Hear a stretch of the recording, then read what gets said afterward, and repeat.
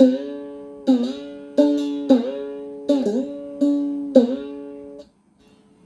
হরিচাঁদ, জয় গুরুচাঁদ, জয় পাগল চাঁদ।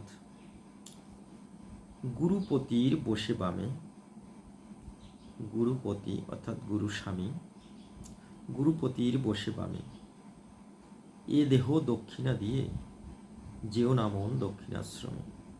অর্থাৎ গুরুর প্রতি এই দেহ অর্পণ করার পরে আর দক্ষিণ দেশ অর্থাৎ কামজগতে যাওয়া যাবে না, যেটা অশ্বিনী তার গানের মাধ্যমে বলেছেন।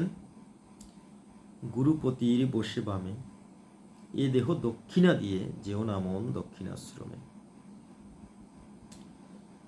গুরুপতির এমন একটা জিনিস যে গুরুপতির বসে বামে, অর্থাৎ সবসময় গুরুর বামে অবস্থান শিষ্যের। এ দেহ দক্ষিণা দিয়ে যেও না মন দক্ষিণাশ্রমে। গুরু সন্তোষ অন্তপুরে, বসে থাকো মন জ্যোতির ঘরে। অর্থাৎ গুরু যে জিনিসে সন্তুষ্ট হয়, গুরুর সবসময় যাতে ভালো লাগে, গুরুর কোন কাজ করলে গুরু সন্তুষ্ট থাকে, গুরুর সন্তোষ হয়, সেই গুরু সন্তোষ অন্তপুরে, বসে থাকো মন জ্যোতির ঘরে।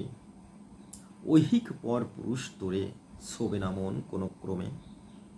গুরুপতির বসে বামে।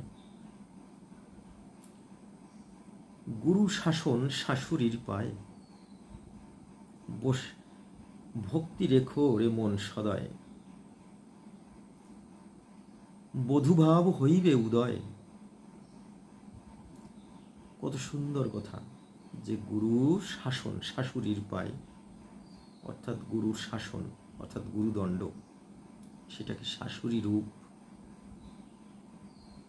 মনে করতে হবে। বাহ্যিক কোনো চিন্তা না, শাশুড়ি অর্থাৎ স্বামী থাকলে তার মা আছে অর্থাৎ শাশুড়ি, তা গুরু শাসনটা হবে শাশুড়ি। তাই গুরু শাসন শাশুড়ির পায়, ভক্তি রেখোরে মন সদায়।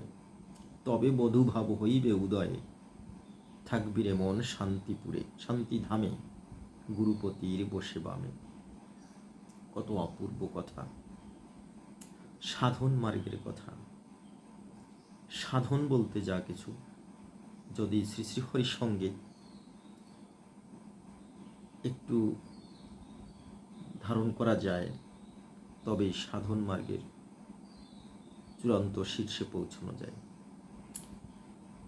গুরু চিন্তা শঙ্খ সারি, সাধ করে মন ধারণ করি। এত সুন্দর কথা আর কোথাও আছে কিনা আমার জানা নেই। গুরু চিন্তা অর্থাৎ গুরুর চিন্তায় সবসময়, গুরু চিন্তা, গুরু ব্যতীত অন্য কোনো চিন্তা নাই।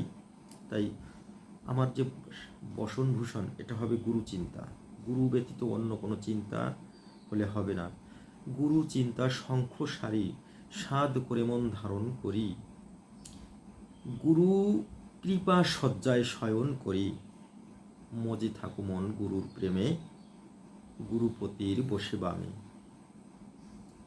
এত অসাধারণ যে কথা,